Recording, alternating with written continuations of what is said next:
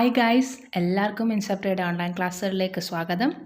നമ്മൾ എക്കണോമിക്സിൻ്റെ first chapter ആയിരുന്നു നോക്കിക്കൊണ്ടിരുന്നത്. നമ്മുടെ first chapter Indian economy on the year of independence. അത് നമ്മൾ എന്തൊക്കെയാണ് നോക്കിയെന്ന് നമുക്ക് പെട്ടെന്നൊന്ന് നോക്കാം. അതിൽ നമ്മൾ ആദ്യം തുടങ്ങിയത് condition of Indian economy during the pre British period. അതിനുശേഷം നമ്മൾ നോക്കിയത് the Indian economy during the colonial rule. അതിൽ നമ്മൾ മെയിനായിട്ട് നോക്കിയതായിരുന്നു ദ ടു ഫോൾഡ് ഒബ്ജക്റ്റീവ്സ്, അല്ലെങ്കിൽ ഇക്കണോമിക് പോളിസിയുടെ മെയിനായിട്ടുള്ള രണ്ട് ഒബ്ജക്റ്റീവ് എന്തൊക്കെയായിരുന്നു? To make India as an exporter of raw material and as an importer of finished goods. ഇതായിരുന്നു രണ്ട് objectives of British economic policies. അതിനുശേഷം നമ്മൾ നോക്കിയത് national income estimation done by Indians. ആരൊക്കെയായിരുന്നു അവർ? ഇന്ത്യൻസ് ആരൊക്കെയായിരുന്നു? Dadabhai Naoroji, R.C. Desai and V.K. R.V. Rao. അതിനുശേഷം നമ്മൾ നോക്കിയത് അഗ്രികൾച്ചർ സെക്ടറിനെ പറ്റിയാണ്. അഗ്രികൾച്ചർ സെക്ടറിനുണ്ട main points: stagnation which was caused by zamindari system. അതിനുശേഷം അഗ്രികൾച്ചർ സെക്ടറിലുള്ള മെയിൻ പോയിൻ്റ് എന്ന് പറഞ്ഞാൽ കൊമേഴ്ഷ്യലൈസേഷൻ ഓഫ് അഗ്രികൾച്ചർ ആയിരുന്നു. എന്താണ്? ഫുഡ് ക്രോപ്സിൽ നിന്ന് ക്യാഷ് ക്രോപ്സ് പ്രൊഡ്യൂസ് ചെയ്യാനായിട്ട് ഫാമേഴ്സിനെ ഇൻസിസ്റ്റ് ചെയ്തത്. പിന്നെ നമ്മൾ നോക്കിയത് ഇൻഡസ്ട്രിയൽ സെക്ടറാണ്. ഇൻഡസ്ട്രിയൽ സെക്ടറിൽ എങ്ങനെയാണ് ഡീഇൻഡസ്ട്രിയലൈസ് ചെയ്തതെന്നുള്ള ആ രണ്ട് പോയിൻറ്റ്സ്. അതിനുശേഷം ഇൻഡസ്ട്രിയൽ സെക്ടറിലുള്ള മെയിൻ പോയിൻ്റാണ് 1907 Tata iron and steel company incorporate ചെയ്തുള്ളത്. ഇത്രയായിരുന്നു നമ്മൾ ലാസ്റ്റ് ക്ലാസ്സിൽ നോക്കിയത്. ഇന്ന് നമ്മളിനി നോക്കാൻ പോകുന്നത് അടുത്തൊരു സെക്ടറാണ്. അടുത്ത മെയിൻ സെക്ടർ വരുന്നതാണ് ഫോറിൻ ട്രേഡ്. എന്താണ് ഫോറിൻ ട്രേഡ് എന്ന് പറഞ്ഞാൽ? ഫോറിൻ ട്രേഡ് എന്ന് പറയുമ്പോഴത്തേക്കും അതിൽ ഇൻക്ലൂഡ് ചെയ്യുന്ന മെയിനായിട്ടുള്ള രണ്ട് കാര്യങ്ങൾ: they are the exports and the imports. അപ്പോൾ കൊളോണിയൽ പീരീഡിൽ നമ്മുടെ ഇന്ത്യൻ എക്കണോമിയിൽ എക്സ്പോർട്ടും ഇമ്പോർട്ടും എങ്ങനെയായിരുന്നു എന്നുള്ളതാണ് നമ്മളിവിടെ നോക്കാൻ പോകുന്നത്. തുടങ്ങാം. India is an important trading nation since ancient times. പണ്ട് മുതലേ ഇന്ത്യ എന്തായിരുന്നു? ഒരു നല്ല വ്യാപാര മേഖലയിൽ നല്ല രീതിയിൽ നിന്ന ഒരു കൺട്രി ആയിരുന്നു. But the restrictive policies of commodity production, trade and tariff followed by the colonial government adversely affected the structure, composition and volume of India's foreign trade. പക്ഷേ ബ്രിട്ടീഷേഴ്സ് വന്ന് കൊളോണിയൽ റൂൾ തുടങ്ങിയപ്പോഴത്തേക്കും അവർ ഒരുപാട് റെസ്ട്രിക്ഷൻസ് ഇൻട്രൊഡ്യൂസ് ചെയ്തു. എങ്ങനെയൊക്കെ?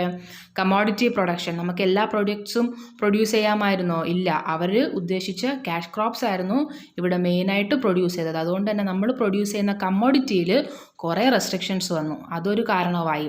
അതുപോലെ തന്നെ അവർ ഒരുപാട് trade and tariff policies കൊണ്ടുവന്നു. Tax systems ഒരുപാട് കൊണ്ടുവന്നായിരുന്നു. ഇതൊക്കെ കാരണം തന്നെ നമ്മുടെ ട്രേഡ്, ഫോറിൻ ട്രേഡ്, അതിൻ്റെ സ്ട്രക്ചറിനെയും അതിൻ്റെ ഘടനയെ ഒരുപാട് അഫക്റ്റ് ചെയ്തു ഇന്ത്യയുടെ ഫോറിൻ ട്രേഡിനെ. India become an exporter of primary products such as raw silk, cotton, wool, sugar, jute, and an importer of finished consumer goods like cotton, silk, wool and clothes, and capital goods like light machinery produced in factories of Britain. നമ്മൾ നേരത്തെ പറഞ്ഞത് തന്നെയാണ്. എന്താണ്? നമ്മളുടെ കൺട്രിയിലുള്ള raw materials എല്ലാം export ചെയ്യിപ്പിച്ചു. നമ്മുടെ raw ആയിട്ടുള്ള സിൽക്കും കോട്ടണും എല്ലാം അങ്ങോട്ട് എക്സ്പോർട്ട് ചെയ്തിട്ട് ഇങ്ങോട്ട് എന്ത് ചെയ്തു? ഇമ്പോർട്ട് ചെയ്തത് എന്താണ്? Finished goods, finished clothes, finished cotton and silk wool and ക്ലോത്ത്സും അതുപോലെ തന്നെ ക്യാപിറ്റൽ ഗുഡ്സ് ഇങ്ങോട്ട് ഇമ്പോർട്ട് ചെയ്യുകയാണ് ചെയ്തത്. അതാണ് ഫോറിൻ ട്രേഡിൽ മെയിനായിട്ട് വരുന്ന പോയിന്റ്. പിന്നെ നമുക്ക് നോക്കുന്നത് എന്താണ്? നമ്മുടെ ഫോറിൻ ട്രേഡ് ഓഫ് ഇന്ത്യയിൽ വന്ന ഏറ്റവും പ്രധാനപ്പെട്ട ഒരു പോയിൻ്റാണ് the opening of Suez canal. എന്താണ്? The opening of Suez canal further made more British control over India's foreign trade. Suez canal open ചെയ്തതോടുകൂടി ബ്രിട്ടീഷിൻ്റെ കൺട്രോള്, ഇന്ത്യൻ ട്രേഡിലുള്ള ബ്രിട്ടീഷിൻ്റെ കൺട്രോള് കുറച്ചുകൂടെ പവർഫുള്ളായി. എന്താണ് Suez canal? Suez canal is an artificial waterway connecting Port Said on the Mediterranean Sea with the Gulf of Suez in Red Sea. ഇപ്പം Suez canal എന്ന് പറഞ്ഞാൽ ഒരു വാട്ടർ വേ ആണ്. രണ്ട് പോർട്ട്സ് തമ്മിൽ കണക്ട് ചെയ്യുന്ന ഒരു വാട്ടർ വേ ആണ്. ഇതുണ്ടായിട്ടുള്ള പ്രത്യേകത എന്തായിരുന്നു? നേരത്തെ എന്ന് പറഞ്ഞാൽ നമ്മുടെ ബ്രിട്ടീഷ് ഇന്ത്യയിൽ നിന്ന് അങ്ങോട്ട് ബ്രിട്ടനിലോട്ട് അല്ലെങ്കിൽ യൂറോപ്യൻ കൺട്രീസിലോട്ട് പ്രധാനപ്പെട്ട ചരക്ക് മാറ്റം എങ്ങനെയായിരുന്നു? അങ്ങോട്ടും ഇങ്ങോട്ടും കൊണ്ടുവന്നത് വാട്ടർ വേസിലൂടെ ആയിരുന്നു. അവർക്ക് മെയിനായിട്ട് നേരത്തെ കൊണ്ടുപോകാൻ പറ്റുന്നത് ഇങ്ങനെ ആഫ്രിക്ക വഴി ചുറ്റി കറങ്ങി അവർക്ക് പോകാൻ പറ്റുള്ളായിരുന്നു. ബട്ട് ഈ സൂയസ് കനാൽ ഓപ്പൺ ചെയ്തതോടുകൂടി പെട്ടെന്നുള്ള വിനിമയം സാധ്യതയായി. It is one of the most important waterways in the world. Its opening in 1869 reduced the cost of transportation and made access to Indian market easier. Suess canal വന്നതോടെ transportation cost വളരെ കുറയുകയും ചെയ്തു. അതുകൊണ്ട് തന്നെ Indian മാർക്കറ്റിലേക്കുള്ള access easy ആവുകയും ചെയ്തു. അതാണ് foreign ട്രേഡിലുള്ള ഒരു പ്രധാനപ്പെട്ട പോയിന്റ്. പിന്നെ തന്നെ നോക്കാം, ഈ ഫോറിൻ ട്രേഡിൽ കൊളോണിയൽ റൂൾ കൊണ്ടുണ്ടായുള്ള ഏറ്റവും പ്രധാനപ്പെട്ട ഒരു പോസിറ്റീവായിട്ടുള്ള ഒരു കാര്യം എന്ന് പറഞ്ഞാൽ എന്താണ്? The most important characteristic of India's foreign trade during colonial rule was the generation of large export surplus. Export surplus ഒരുപാടായിരുന്നു. But this surplus came at a huge cost to the country's economy. എന്താണ് ഈ export surplus എന്നുകൊണ്ട് ഉദ്ദേശിക്കുന്നത്? നമ്മൾ പറഞ്ഞു, foreign trade എന്ന് പറയുമ്പോഴത്തേക്കും ഇമ്പോർട്ടും കാണും എക്സ്പോർട്ടും കാണും. ഒരു കൺട്രിയുടെ ബെസ്റ്റ് ഫോറിൻ പോളിസി എങ്ങനെ ആയിരിക്കണം, ട്രേഡിംഗ് പോളിസി എങ്ങനെ ആയിരിക്കണം? ഒരുപാട് കാര്യങ്ങൾ നമ്മൾ എക്സ്പോർട്ട് ചെയ്യുകയും കുറച്ച് കാര്യങ്ങൾ ഇമ്പോർട്ട് ചെയ്യുകയും ചെയ്യണം. നമ്മുടെ ഇന്ത്യയിൽ എങ്ങനെയായിരുന്നു അത് തന്നെ ആയിരുന്നു, നല്ല കാര്യം തന്നെ ആയിരുന്നു. നമ്മൾ ഒരുപാട് റോ മെറ്റീരിയൽസ് നമ്മൾ എക്സ്പോർട്ട് ചെയ്യുകയും ചെയ്തു, എന്നാൽ കുറച്ച് ഫിനിഷ്ഡ് ഗുഡ്സാണ് നമ്മൾ ഇമ്പോർട്ട് ചെയ്തത്. പക്ഷേ അത് ആർക്കായിരുന്നു നല്ലത്? ഇന്ത്യൻ എക്കണോമിക്ക് നല്ലതായിരുന്നു അത്? അല്ല, it was bad for Indian economy, but it was for the positive of British rule. British economic നല്ലതായിരുന്നു, പക്ഷേ ഇന്ത്യയിൽ മൊത്തത്തിൽ ഫുള്ളി ഡ്രെയിൻ ചെയ്യുകയാണ് ചെയ്തത്.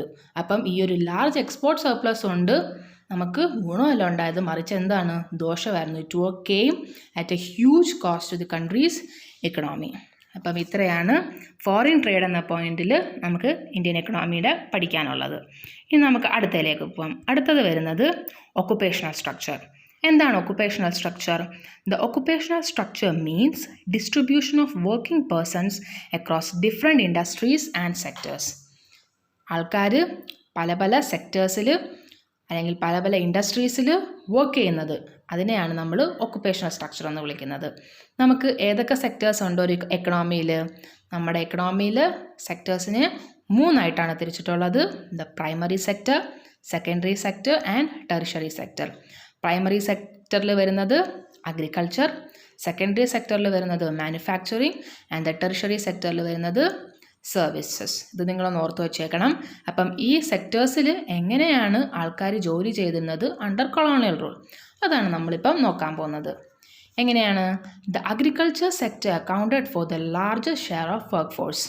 ദാറ്റ് ഈസ് അറൗണ്ട് 70 to 75% ആൾക്കാർ ഓൺ ദ ഈവ് ഓഫ് ഇൻഡിപെൻഡൻസിൽ എവിടെയാണ് വർക്ക് ചെയ്തത്? അഗ്രികൾച്ചർ സെക്ടറിലാണ്.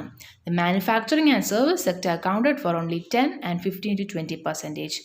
സെക്കൻഡറി സെക്ടർ, അതായത് മാനുഫാക്ചറിങ് സെക്ടറിൽ വെറും 10% ആൾക്കാരും, പിന്നെ ടെറിഷറി സെക്ടർ സർവീസ് സെക്ടറിൽ 15 മുതൽ 20% ആൾക്കാർ മാത്രമേ വർക്ക് ചെയ്യുന്നുണ്ടായിരുന്നുള്ളൂ. പിന്നെ വരുന്നത് എങ്ങനെയാണ് ഒക്കുപേഷണൽ സ്ട്രക്ചറിൽ? റീജിയണൽ വേരിയേഷനിൽ പറയുവാണെങ്കിൽ എക്സിസ്റ്റ് ചെയ്തിട്ടുണ്ട്. എങ്ങനെയാണ്? ദ മദ്രാസ് പ്രസിഡൻസി, ബ്രിട്ടീഷ് റൂളിലെ മദ്രാസ് പ്രസിഡൻസി എന്ന് പറയുമ്പോൾ ഇപ്പോഴത്തെ നമ്മുടെ സൗത്ത് സ്റ്റേറ്റ്സ് ആയ കേരള, തമിഴ്നാട്, കർണാടക ആൻഡ് ആന്ധ്രാപ്രദേശ് ഇത്രയും ഇൻക്ലൂഡ് ആവും. The Madras presidency along with Bombay and Bengal had industrial and service sector base. British റൂളിൽ സെക്കൻഡറിയും ടെറിഷറി സെക്ടറും, അതായത് ഇൻഡസ്ട്രിയൽ അല്ലെങ്കിൽ സർവീസ് സെക്ടർ കൂടുതലുണ്ടായിരുന്നത് എവിടെയാണ്? മദ്രാസ് പ്രസിഡൻസിയിലും ബോംബെയിലും ബംഗാളിലുമായിരുന്നു. അതിൻ്റെ കാരണം എന്താണ്? These wear lying on the coastal areas. അതായത് ഇവിടുന്ന് ഷിപ്പ് ചെയ്ത് ഇമ്പോർട്ടിനും എക്സ്പോർട്ടിനും എളുപ്പമായിരുന്നു. അതുകൊണ്ടാണ് ഇന്ത്യയുടെ കൂടുതലായുള്ള ഇൻഡസ്ട്രിയും സർവീസ് സെക്ടറും ഈ കോസ്റ്റൽ ഏരിയാസിൽ ബ്രിട്ടീഷ് തുടങ്ങാനായിട്ട് കാരണം. And the agriculture flourished in Rajasthan, Orissa and Punjab. ഈ സ്റ്റേറ്റ്സിലൊക്കെയാണ് അഗ്രികൾച്ചർ സെക്ടർ കൂടുതലുണ്ടായിരുന്നത്. അപ്പം ഒക്കുപേഷണൽ സ്ട്രക്ചറിൽ ആ ഒരു 3 സെക്ടേഴ്സിലേക്കുള്ള വ്യത്യാസം കൊണ്ട് പിന്നെ റീജിയണൽ വേരിയേഷനും ഉണ്ടായിരുന്നു. അപ്പം ഇത്രയാണ് ഒക്കുപേഷണൽ സ്ട്രക്ചർ. ഇനി നമുക്ക് അടുത്തതിലേക്ക് പോകാം. The next one is demographic condition. എന്താണ് ഈ ഡെമോഗ്രഫിക് കണ്ടീഷൻ എന്ന് പറഞ്ഞാൽ? Demography means it is related to the population of a country. ഒരു കൺട്രിയുടെ പോപ്പുലേഷനെ അഫക്റ്റ് ചെയ്യുന്ന കാര്യങ്ങളാണ് നമ്മൾ ഡെമോഗ്രഫിക് കണ്ടീഷൻസ് എന്ന് വിളിക്കുന്നത്. അത് ബർത്ത് റേറ്റ് ആവാം, ഡെത്ത് റേറ്റ് ആകാം, ലിറ്ററസി റേറ്റ് ആവാം. ഇതിൽ ഒരുപാട് കാര്യങ്ങൾ ഇൻക്ലൂഡഡ് ആയിട്ടുണ്ട്.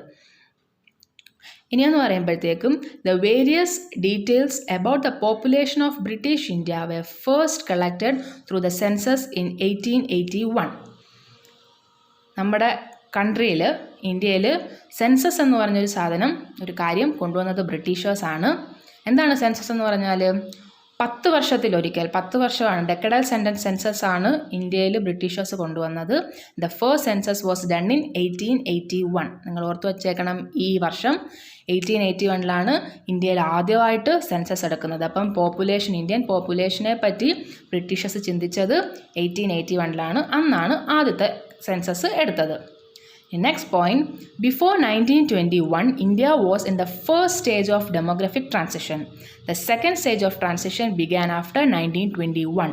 അപ്പോൾ ഡെമോഗ്രഫിക് ട്രാൻസിഷനിൽ നമ്മൾ 1921 എന്നുള്ള ആ ഒരു വർഷം എടുത്തിട്ട് അതിന് മുൻപുള്ളതിനെ ഫസ്റ്റ് സ്റ്റേജ് എന്നും അതിന് പിൻപുള്ളതിന് അതിന് ശേഷമുള്ളതിനെ സെക്കൻഡ് സ്റ്റേജ് എന്നും വിളിക്കും. എന്താണ് ഈ 1921 കാര്യം? ആ വർഷത്തിന് എന്താണ് ഇത്ര ഇമ്പോർട്ടൻസ് വരാൻ കാര്യം? ഉണ്ട്. 1921 is known as the Great Divide in demographic history of India. കാരണം എന്താണ്? Because it is the only census year when there was decline in growth of population. പോപ്പുലേഷനിൽ ഡിക്ലൈൻ കാണിച്ചിട്ടുള്ള, ഇന്ത്യയുടെ പോപ്പുലേഷനിൽ ഡിക്ലൈൻ കാണിച്ചിട്ടുള്ള ഒരേ ഒരു സെൻസസ് വർഷം ഏതാണ്? 1921 ആണ്. അതുകൊണ്ട് തന്നെ എന്താണ്, ആ 1921 മുമ്പുള്ളതിനെ first stage of demographic transition എന്നും 1921 ശേഷമുള്ളതിന് second stage of demographic transition എന്നും നമ്മൾ വിളിച്ചു. ഇനി ഡെമോഗ്രഫിയായിട്ട് ബന്ധപ്പെട്ട് വരുന്ന നമ്മൾ കാര്യങ്ങൾ പറഞ്ഞത് ഏതാണ്? The main one was the literacy rate. എങ്ങനെയായിരുന്നു? കൊളോണിയൽ പീരീഡിൽ the literacy rate was very low. It was only about 10% in contrast to the present 80%. ഇപ്പോഴത്തെ ശതമാനം എത്രയാണ്? 80% വരെ ലിറ്ററസി റേറ്റ് ഉണ്ട്. എന്നാൽ ആ സമയത്ത് എത്രയേ ഉള്ളായിരുന്നു? 10% ഉള്ളായിരുന്നു. And within which the female literacy rate was very low, and there was also many air and waterborne diseases during the colonial period. അതിനുശേഷം വരുന്ന ഡെമോഗ്രഫിക് കണ്ടീഷൻസ് ആണ് the mortality rate. Mortality rate എന്ന് പറയുമ്പം death rate. Mortality rate was very high and infant mortality rate was quite alarming. ശിശുമരണ നിരക്ക് വളരെ കൂടുതലായിരുന്നു, about 218 per 1000 in contrast to present 28 per 1000. അന്ന് 1000 കുട്ടികളിൽ 218 കുട്ടികൾ മരിക്കുമായിരുന്നു, to the contrast of 28 per 1000 now. അതുപോലെ തന്നെയാണ് ലൈഫ് എക്സ്പെക്റ്റൻസി. ലൈഫ് എക്സ്പെക്റ്റൻസി എന്ന് പറയുമ്പോഴത്തേക്കും ഒരാൾ ജീവിക്കാൻ സാധ്യതയുള്ള അയാളുടെ വയസ്സ്. പണ്ട് എത്രയുള്ളായിരുന്നു? ഒരാൾ മാക്സിമം 44 വയസ്സ് വരെ ജീവിക്കുകയുള്ളായിരുന്നു എന്നായിരുന്നു കണക്ക്. In contrast to the present 68 years. ഇപ്പോഴത്തേക്കും ഒരു മാക്സിമം 68 വയസ്സ് വരെ ജീവിക്കുന്ന ഒരാൾ, അന്ന് കൊളോണിയൽ കാലത്ത് മാക്സിമം ഒരാളുടെ ജീവിത ദൈർഘ്യം എത്രയായിരുന്നു? 44 വയസ്സായിരുന്നു. അപ്പോൾ ഇത്രയൊക്കെയാണ് ഡെമോഗ്രഫിക് കണ്ടീഷൻസിൽ നമുക്ക് പഠിക്കാനുള്ള പോയിൻറ്റ്സ്. ഇനി നമ്മുടെ ഈ ചാപ്റ്ററിലെ ലാസ്റ്റ് പോയിൻ്റാണ് ഏത്? ഇൻഫ്രാസ്ട്രക്ചർ. നമ്മൾ ഇതുവരെ പറഞ്ഞതിൽ എല്ലാം ബ്രിട്ടീഷ് റൂള് കാരണം അല്ലെങ്കിൽ കൊളോണിയൽ റൂള് കാരണം തകർച്ച വന്നിട്ടുള്ള സെക്ടേഴ്സ് ആയിരുന്നു എല്ലാം. പക്ഷേ കുറച്ചെങ്കിലും ഒരു ഉന്നതി ഉണ്ടായിട്ടുള്ള ഒരു സെക്ടറാണ് ഇൻഫ്രാസ്ട്രക്ചർ. എന്താണ് ഇൻഫ്രാസ്ട്രക്ചർ എന്ന് പറഞ്ഞാൽ? Infrastructure means the basic facilities or basic amenities. ഒരു രാജ്യത്ത് മുന്നോട്ട് പോകാൻ അല്ലെങ്കിൽ ഒരു രാജ്യം ഡെവലപ്പ് ചെയ്യാൻ അല്ലെങ്കിൽ പ്രവർത്തിക്കാനായിട്ടുള്ള അടിസ്ഥാന സൗകര്യങ്ങൾ, അതിനെയാണ് നമ്മൾ ഇൻഫ്രാസ്ട്രക്ചർ എന്ന് വിളിക്കുന്നത്. Under the colonial regime, basic infrastructure such as railways, ports, post and telegraphs were developed. അപ്പം കൊളോണിയൽ റൂള് കാരണം നമുക്കുണ്ടായിട്ടുള്ള ഏക ബെനിഫിറ്റ് എന്ന് പറഞ്ഞാൽ ഇന്ത്യയിൽ കുറച്ച് ഇൻഫ്രാസ്ട്രക്ചറൽ ഫെസിലിറ്റീസ് അവർ ഡെവലപ്പ് ചെയ്തു. എന്തൊക്കെയാണ്? റെയിൽവേസ്, പോർട്സ്, പോസ്റ്റ്, ടെലിഗ്രാഫ്, അങ്ങനെ കുറച്ച്. പക്ഷെ എന്താണ്? The real motive behind this development was not to provide basic communities to the people but to meet the various colonial interest.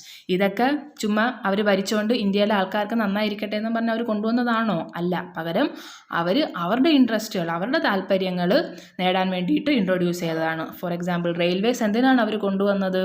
Our railways കൊണ്ടുവന്നത് അവരുടെ ഇമ്പോർട്ടിനെയും എക്സ്പോർട്ടിനെയും help ചെയ്യാൻ വേണ്ടിയിട്ടായിരുന്നു. പോർട്സ് കൊണ്ടുവന്നത് എന്തിനാണ്? സെയിം, അവരുടെ ഇമ്പോർട്ട്സിനെയും എക്സ്പോർട്സിനെയും ഹെൽപ്പ് ചെയ്യാൻ വേണ്ടിയിട്ടാണ്. പോസ്റ്റ് കൊണ്ടുവന്നത് അവരുടെ തമ്മിലുള്ള കമ്മ്യൂണിക്കേഷൻ നടപ്പാക്കാൻ വേണ്ടിയിട്ട്. ടെലിഗ്രാഫ്സ് കൊണ്ടുവന്നത് അവിടുത്തെ ലോ ആൻഡ് ഓർഡർ കീപ്പ് ചെയ്യാൻ, ഇന്ത്യയിൽ ലോ ആൻഡ് ഓർഡർ കീപ്പ് ചെയ്യാൻ വേണ്ടിയിട്ടാണ് അവർ ടെലിഗ്രാഫ്സ് ഇൻട്രൊഡ്യൂസ് ചെയ്തത്. അപ്പം ഓരോ ഇൻഫ്രാസ്ട്രക്ചർ ഫെസിലിറ്റീസും ഇൻട്രൊഡ്യൂസ് ചെയ്ത് എന്തിനു വേണ്ടിയിട്ടാണ്? കൊളോണിയൽ ഇൻട്രസ്റ്റ് കീപ്പ് ചെയ്യാൻ വേണ്ടിയിട്ടാണ്. അല്ലാണ്ട് നമ്മുടെ ഇന്ത്യൻ പീപ്പിളിൻ്റെ ബേസിക് കമ്മ്യൂണിറ്റീസ് ഫുൾഫിൽ ചെയ്യാൻ വേണ്ടി ആയിരുന്നില്ല. നമുക്ക് ഓരോന്നോരോന്നായിട്ട് നോക്കാം. The roads that were build for the purpose of mobilising the army within India and drawing out raw materials from the countryside to the nearest railway station or port to send these to far away England. അപ്പോൾ roads എന്തിനായിരുന്നു അവർ വികസിച്ചെടുത്തത്? For the mobilising of ആർമിയെ വിന്യസിക്കാൻ വേണ്ടിയായിരുന്നു. And also raw materials പല rural ഏരിയാസിൽ നിന്ന് അല്ലെങ്കിൽ വില്ലേജസിൽ നിന്നുള്ള അല്ലെങ്കിൽ കൺട്രി സൈഡിൽ നിന്നുള്ള റോ മെറ്റീരിയൽസ് എല്ലാം കളക്ട് ചെയ്തുകൊണ്ട് വന്ന് നിയറസ്റ്റ് ആയിട്ടുള്ള റെയിൽവേ സ്റ്റേഷനിൽ അല്ലെങ്കിൽ പോർട്ടിൽ എത്തിക്കാൻ വേണ്ടിയായിരുന്നു അവർ എന്ത് ചെയ്തത്, റോഡ്സ് ബിൽഡ് ചെയ്തത്. അതുപോലെ തന്നെ ആയിരുന്നു എന്തും റെയിൽവേസും. The railways affected the structure of Indian economy in 2 important ways. പക്ഷേ റെയിൽവേസ് കാരണം എന്താണ്, 2 രീതിയിലാണ് അഫക്റ്റ് ചെയ്തത്. ഒരു പോസിറ്റീവായിട്ട് അഫക്റ്റ് ചെയ്തു, ഒരു നെഗറ്റീവായിട്ട് അഫക്റ്റ് ചെയ്തു. എന്തായിരുന്നു റെയിൽവേസ് ഇൻട്രൊഡ്യൂസ് ചെയ്തുകൊണ്ടുള്ള ഏറ്റവും പോസിറ്റീവായിട്ടുള്ള ഒരു result? It enabled people to undertake long distance travel. നമുക്കുണ്ടായിരുന്ന ഏറ്റവും വലിയ പോസിറ്റീവ് കാര്യം എന്ന് പറഞ്ഞാൽ റെയിൽവേസ് വന്നതോടുകൂടി നമുക്ക് ലോങ് ഡിസ്റ്റൻസ് ആയിട്ടുള്ള ട്രാവൽ ചെയ്യാൻ പറ്റി. എന്നാൽ it speed up commercialisation of Indian agriculture which adversely affected the self sufficiency of the village economies in India. നമ്മൾ പറഞ്ഞു കൊമേഴ്ഷ്യലൈസേഷൻ, അഗ്രികൾച്ചർ സെക്ടർ പഠിച്ചപ്പോൾ നമ്മൾ പറഞ്ഞായിരുന്നു എന്താണ് കൊമേഴ്ഷ്യലൈസേഷൻ ഇന്ത്യയിൽ വന്നു അഗ്രികൾച്ചർ സെക്ടറിൽ. അതുകൊണ്ട് തന്നെ ആൾക്കാർ അല്ലെങ്കിൽ ഫാമേഴ്സിൻ്റെ സെൽഫ് സഫിഷ്യൻസി നഷ്ടപ്പെട്ടു. സ്വയം പര്യാപ്തത നമ്മുടെ ഇന്ത്യൻ ഫാമേഴ്സിൽ നിന്ന് നഷ്ടപ്പെട്ടു. കാരണം അവർ ഫുഡ് ക്രോപ്സിന് പകരം എന്താണ് പ്രൊഡ്യൂസ് ചെയ്തത്, ക്യാഷ് ക്രോപ്സ് പ്രൊഡ്യൂസ് ചെയ്തു. എന്നാൽ ആ ക്യാഷ് ക്രോപ്സ് പ്രൊഡ്യൂസ് ചെയ്തുകൊണ്ട് അവർക്ക് ഗുണമുണ്ടായോ? അതുമില്ല. ജമീന്ദാരി സിസ്റ്റം കാരണം അവർക്ക് അതിൻ്റെ ഇമ്പോർട്ടൻസും ഇല്ല. അപ്പോൾ റെയിൽവേയിൽ വന്നതോടുകൂടി റോ മെറ്റീരിയൽസ് കളക്ഷൻ അല്ലെങ്കിൽ ഫുഡ് ക്രോപ്പ് കളക്ഷൻ ഭയങ്കരമായിട്ടും ഈസി ആയതോടുകൂടി എന്താണ് കൊമേഴ്ഷ്യലൈസേഷൻ പെട്ടെന്ന് സംഭവിച്ചു. അതുകൊണ്ട് തന്നെ ഫാർമേഴ്സിൻ്റെ സെൽഫ് സഫിഷ്യൻസി അഫക്റ്റ് ചെയ്തു. Then the volume of India's exports expanded due to the introduction of railways, but its benefits rarely benefited Indian people. Railways വന്നതോടുകൂടി ഇന്ത്യയുടെ എക്സ്പോർട്സ് എല്ലാം ഒരുപാട് കൂടി. പക്ഷെ അതിൻ്റെ ബെനിഫിറ്റ് വല്ലതും ഇന്ത്യൻ പീപ്പിളിന് ബെനിഫിറ്റ് ചെയ്തോ? ഇല്ല. ഇതെല്ലാം ആരുടെ ബെനിഫിറ്റിന് വേണ്ടിയാണെന്നെല്ലാം ഇൻട്രൊഡ്യൂസ് ചെയ്തതും ഇവിടെ ഡെവലപ്പ് ചെയ്തതും ഫോർ ദ കൊളോണിയൽ ഗവൺമെൻറ്, അല്ലാണ്ട് ഇന്ത്യയുടെ ആൾക്കാരുടെ ഇൻട്രസ്റ്റിന് വേണ്ടിയല്ല. നമ്മൾ ആദ്യം പഠിച്ചത് കണക്ക് it was all the economic policies was introduced to promote the British interest but it harmed the Indian interest. അപ്പം ഇത്രയാണ് നമ്മുടെ ഈ ചാപ്റ്ററിലുള്ളത്. അപ്പോൾ ഇതെല്ലാം നമ്മൾ ഇതുവരെ പഠിച്ച എല്ലാം കൂടെ നമുക്കൊന്ന് സമ്മറൈസ് ചെയ്ത് ലാസ്റ്റ് ഒരു പോയിൻ്റ് ഉണ്ട്, ചാലഞ്ചസ് ആൻഡ് സമ്മറി. നമ്മുടെ ബ്രിട്ടീഷ് എക്കണോമിക് പോളിസീസ് ഇൻട്രൊഡ്യൂസ് ചെയ്തതുകൊണ്ട് നമ്മുടെ ഓരോ സെക്ടറും അഫക്റ്റ് ചെയ്ത് അല്ലെങ്കിൽ ഓരോ സെക്ടറിലും എങ്ങനെയാണത് ബാധിച്ചത് നമുക്ക് ഓടിച്ചൊന്ന് നോക്കാം. അതാണ് ഇതിൻ്റെ സമ്മറി. ഫസ്റ്റ് സെക്ടർ ഏതായിരുന്നു? Agriculture sector. അഗ്രികൾച്ചർ സെക്ടറിൽ എന്തായിരുന്നു? Low productivity and surplus of labour. Productivity വളരെ കുറവായിരുന്നു, എന്നാൽ ഒരുപാട് ആൾക്കാർ, വർക്ക് ഫോഴ്സ് ഒരുപാട് അഗ്രികൾച്ചർ സെക്ടറിൽ ഉണ്ടായിരുന്നു. ഇനി ഇൻഡസ്ട്രിയൽ സെക്ടറിൽ എങ്ങനെയായിരുന്നു? ഇൻഡസ്ട്രിയൽ സെക്ടറിൽ മോഡേണൈസേഷനും എക്സ്പാൻഷനും ഒക്കെ ആവശ്യമായിരുന്നു. ഒരു തരത്തിലുള്ള ഗ്രോത്തും ഇല്ലായിരുന്നു. ആകെ ആ ടിസ്കോ വന്നതോടുകൂടിയും അല്ലെങ്കിൽ ആ ഒരു 19th സെഞ്ച്വറിയുടെ ഹാഫ് ആയതോടുകൂടി ആ 2 കോട്ടൺ മില്ലും ജൂട്ട് മില്ലും ഒക്കെ വന്നതുകൊണ്ട് ചെറിയ ഒരു ഗ്രോത്ത് മാത്രമേ ഉണ്ടായിട്ടുള്ളൂ. അതുപോരാ, നമുക്ക് കുറച്ചുകൂടെ മോഡേണൈസേഷനും എക്സ്പാൻഷനും ആവശ്യമുണ്ട്. ഈ ഫോറിൻ ട്രേഡിൽ എങ്ങനെയായിരുന്നു? ഫോറിൻ ട്രേഡ് അവർ എന്തിനു വേണ്ടി മാത്രമാണ് നടത്തിയത്? It was only there to feed the industrial revolution in Britain and the European nations. Foreign ട്രേഡിൽ 50% ഫോറിൻ ട്രേഡും അവർ എങ്ങോട്ടേ റെസ്ട്രിക്റ്റ് ചെയ്തിട്ടുള്ളൂ? ബ്രിട്ടനിലോട്ടായിരുന്നു. ബാക്കിയുള്ള 50%-ൽ കുറച്ചാണ് നമ്മൾ ചൈനയുമായിട്ടും സിലോൺ എന്ന് പറയുമ്പോൾ ഇപ്പോഴത്തെ ശ്രീലങ്ക ആൻഡ് പേർഷ്യ, ഇപ്പോഴത്തെ ഇറാൻ, ഈ മറ്റുള്ള രാജ്യങ്ങളുമായിട്ട് കുറച്ച് മാത്രം ഫോറിൻ ട്രേഡ് ചെയ്യാനേ നമുക്ക് ഇന്ത്യയിൽ സാധിച്ചോളായിരുന്നു during the colonial period. And ബാക്കി മുഴുവനും ഇമ്പോർട്ടും എക്സ്പോർട്ടും ആര് തമ്മിലായിരുന്നു? Between the European countries or Britain and India ആയിരുന്നു. ഇനി ഇൻഫ്രാസ്ട്രക്ചറിൻ്റെ കാര്യത്തിൽ എങ്ങനെയാണ്? അവരെല്ലാം റോഡ്സും റെയിൽവേസും ഒക്കെ അവർ ഇൻട്രൊഡ്യൂസ് ചെയ്തു. പക്ഷേ അത് ബെസ്റ്റായിരുന്നോ? അല്ല. It needs maintenance, upgradation and expansion. Infrastructure ഫെസിലിറ്റീസിലും ഇന്ത്യയിൽ ഒരുപാട് അപ്ഗ്രഡേഷന് ആവശ്യമുണ്ട്. ഇതെല്ലാം ഉണ്ടായിട്ടും എന്തായിരുന്നു അവസ്ഥ? അവസാനം the result was rampant poverty and unemployment. വന്യമായ അല്ലെങ്കിൽ സ്പ്രെഡിങ് പോവർട്ടി ആയിരുന്നു എല്ലായിടവും. And also there was huge unemployment in India. അപ്പം ഇതാണ് നമ്മുടെ ഈ ചാപ്റ്ററിൽ തീർന്നു അവസാനം. അപ്പം Indian economy on the eve of independence, അതിൽ മെയിനായിട്ടുള്ളത് ബ്രിട്ടീഷ് ഇക്കണോമിക് പോളിസീസ് 2 ആ ഇക്കണോമിക് പോളിസീസ് കാരണം അഫക്റ്റ് ചെയ്ത് കുറേ സെക്ടേഴ്സ്, അത് കാരണം ഉണ്ടായ ചാലഞ്ചസ്. ഇത്രയാണ് നമ്മൾ ഈ ചാപ്റ്ററുള്ളത്. അപ്പം നമ്മുടെ ഫസ്റ്റ് ചാപ്റ്റർ ഇൻ ഇക്കണോമിക്സ് തീർന്നിരിക്കുന്നു. എല്ലാവർക്കും മനസ്സിലായെന്ന് വിശ്വസിക്കുന്നു. അപ്പോൾ അടുത്ത ചാപ്റ്ററിൽ അടുത്ത ക്ലാസ്സിൽ കാണുന്നത് വരെ എല്ലാവർക്കും ബൈ ഗായ്സ്.